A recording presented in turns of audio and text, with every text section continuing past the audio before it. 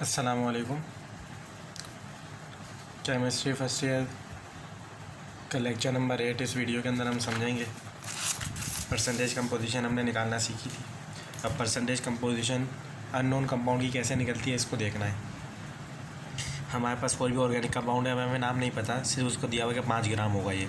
जब उसको कंबस्ट करेंगे, जलाएंगे ऑक्सीजन की मौजूदगी में, तो कार्बन डाइऑक्साइड बनेगा 8 ग्राम, वाटर बनेगा 3.5 ग्राम। बस ये हमें इक्वेशन गिवन होगी, कहा जाएगा ऑर्गेनिक कंपाउंड निकालिए, अननोन कौन सा है। तो कार्बन डाइऑक्साइड की बात करते हैं कार्बन के लिए। तो कार्बन डाइऑक्साइड में कार्बन 12 ग्राम होता है, ऑक्सीजन 16 टू द 32, तो ये हो गया 44 ग्राम।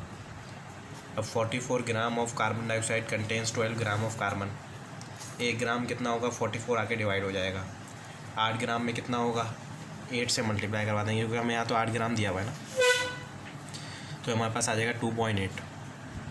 इसी तरीके से 5 ग्राम हमारे पास ऑर्गेनिक कंपाउंड है जिसमें सिर्फ बन रहा है 2.18 ग्राम कार्बन। 5 ग्राम में इतना बन रहा है, तो 1 ग्राम में कितना बनेगा, 5 यहाँ के डिवाइड हो जाएगा। 100 ग्राम में कितना बन रहा है, 100 से यहाँ मल्टीप्लाई हो जाएगा, तो आंसर आ जाएगा 43.6%। इसी तरह हाइड्रोजन क्या करूँगा, हाइड्रोजन वाटर में मौजूद है, वाटर का निकालते हैं तो 18 ग्राम आता है। 18 ग्राम वाटर में सिर्फ 2 ग्राम हाइड्रोजन है। 1 ग्राम में करूँगा तो 18 आके डिवाइड होगा, 2 डिवाइड बाई 18 हो जाएगा। और फिर 3.5 ग्राम में करना है तो 3.5 से मल्टीप्लाई हो जाएगा। फिर 5 ग्राम के अंदर 0.388 बन रहा है, 1 ग्राम में बनेगा 5 आके डिवाइड। 100 ग्राम में तो 100 से मल्टीप्लाई करवाएंगे, 7.76 आ जाएगा। तो ये परसेंटेज आ गई। अगर हमें नहीं भी पता था तो भी परसेंटेजेस पता चल गई कि 7.76% हाइड्रोजन है और 43.6% हमारे पास कार्बन है। यानी तीसरी चीज़ ऑक्सीजन भी होगी, क्योंकि 100% तो ये नहीं बन रहा। अभी इसका डायरेक्ट मेथड भी है। डायरेक्ट फार्मूला क्या होता है, परसेंटेज ऑफ कार्बन निकालना है तो atomic weight of carbon divide by molecular weight of carbon dioxide, given weight of carbon dioxide, given weight of organic compound multiply by 100। तो एटॉमिक वेट कार्बन का हमें पता है 12 होता है। मॉलिक्यूलर वेट कार्बन डाइऑक्साइड का हमने निकाला हुआ है 44 होता है। Given weight of organic carbon dioxide 8 ग्राम है और given weight of organic compound 5 ग्राम है। मल्टीप्लाई बाय 100 करूँगा 43.6, जो हमने पूरा दो स्टेप्स के बाद आंसर लाए थे, ये मैं फॉर्मूले से डायरेक्ट भी आ सकता है।